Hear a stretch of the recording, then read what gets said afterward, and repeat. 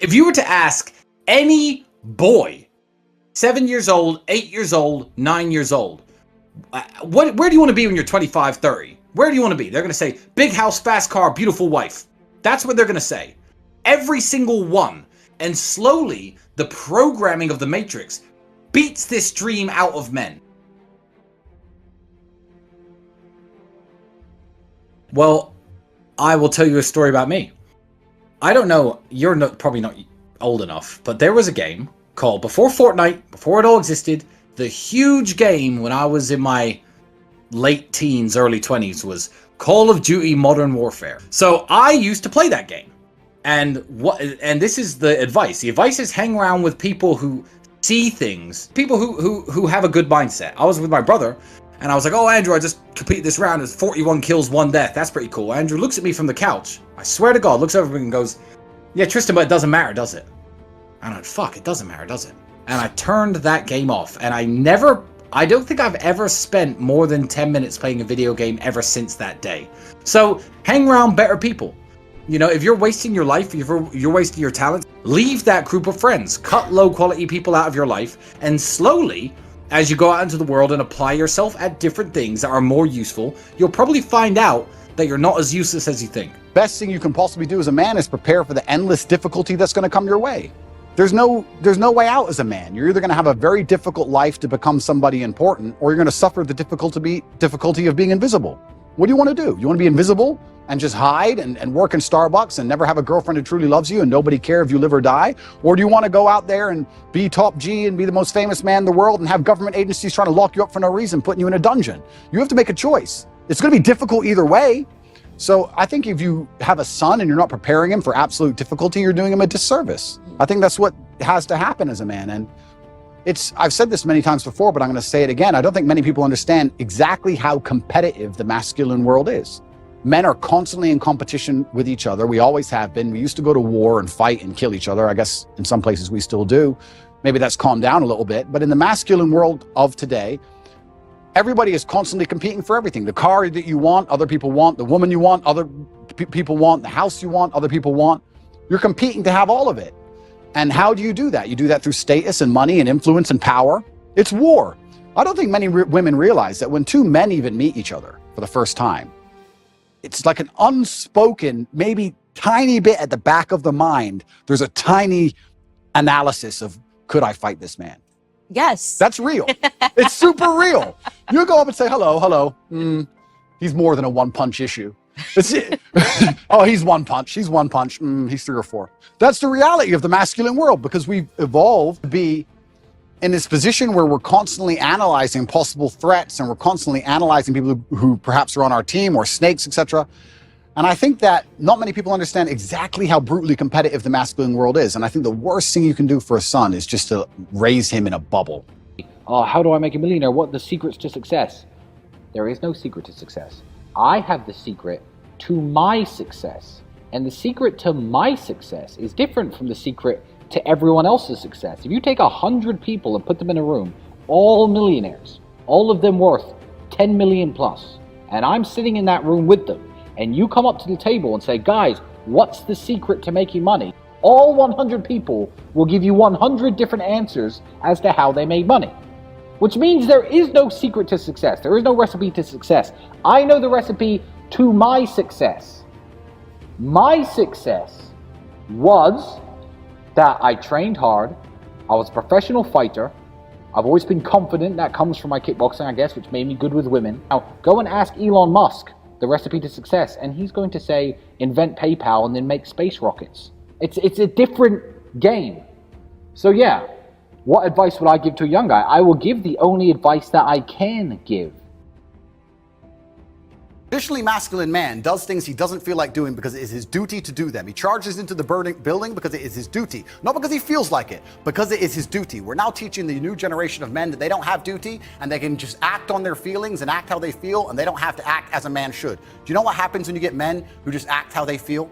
You get school shooters, you get violence, you get rapists. Men who do not control their emotions are dangerous. If you find a man who is stoic, he's not gonna hurt people. He's gonna sit and think about his actions very carefully, and he's gonna be a good man who protects and provides for his family. You find a man who just acts out on impulse and does whatever he feels like, you're gonna find a dangerous man. Sitting here telling men to cry more and act with their feelings and it's okay to feel this way, that way, etc., and have no self-control. That is why we have the problems we have in the world. Absolutely and utterly wrong. So when they talk about toxic masculinity, they have it completely inversed on its head, completely and utterly wrong. We need to be teaching stoicism. We need to be teaching young men to understand that the world is very, very difficult. It's hard to be a man. You're going to feel bad sometimes. You need to suck it up and perform anyway. Not to sit there and cry your eyes out or blame other people. I never wanted to be a multimillionaire. Andrew once said to me, famously, Tristan, if we could just find a way to make, this is before the internet, if we could just find a way to make like 50, 100 pounds a day from home, that would alleviate a lot of our problems. Start small, because as you climb the mountain and you reach where you wanted to reach, you realize that there are new mountains to climb. There are new mountains to climb for me right now, and I'm at a level that a lot of people can't even dream of getting to. But you see it. It opens new doors when you accomplish the goals that you're aiming for, and it opens your eyes to what's possible from there. So don't think I want to be a multimillionaire. Think, okay, I want some financial independence. I want to work 20 hours at the fast food store instead of 40, but supplement my income from home. Okay, I've done that. Now I have more free time. Where do I go from here? I've reached that mountain. I've seen what's possible and aimed higher. That's it. So don't think how am I going to become a multimillionaire. Think of your short-term goals. Make sure your mother works less. Buy yourself some nicer clothes, live in a better apartment, and think of how you can make those things happen. And as you go up in value as a man, you'll learn a lot about yourself, and from then you could tackle bigger goals. I also think as a man, because life as a man is pain and suffering, and when I say that, because you're never going to be a good man or good at being a man without pain and suffering. You're going to have to go through a bunch of shit and have a terrible life to become a good man. I think you should embrace that and accept it. And I think that the correct mental model for men to have is a degree of stoicism and not to be too concerned with even how they feel. If I woke up today happy, I would have done this interview with you. If I woke up today sad, I would have done this interview with you.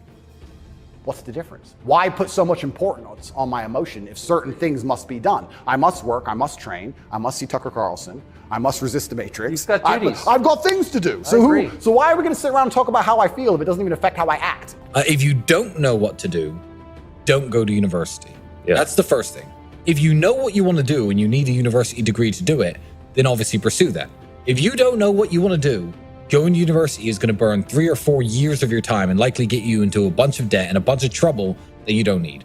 If you don't know what you're doing, avoid university. Step number 1. 2, don't waste time on frivolous pursuits. Stop trying to live like the man unless you've actually become the man first. And that means women. Stop trying to get laid all the time and get beautiful women. Because if you are a nobody, the time and effort it's going to take into convincing a really beautiful woman to go to bed with you is much less time than it would take me or Mike, because we are a somebody already. So you're burning your hours. Don't chase women too much. Don't chase having fun too much. Don't chase clout too much. People pretend too hard today. And the effort it takes to pretend short term will make you look richer or cooler or more successful than you are. But if you take all the time that you spend pretending and actually invest it into trying to become what you're pretending to be, you'll get there. Yeah. But it will take, again, 3, 4, 5 years, and people don't want to do it. And yeah, it's certainly a complicated issue. It's a difficult one. And this is why they fear male agency so much, because when men truly wake up and decide to be the best versions of themselves, they're hard to control, because all these control mechanisms fall by the wayside. They don't want the porn anymore. They don't want the antidepressants anymore. They don't want the garbage anymore. And now you have a whole bunch of men who actually want truth and honor and respect, and they want to live for something. And then what are they going to live for?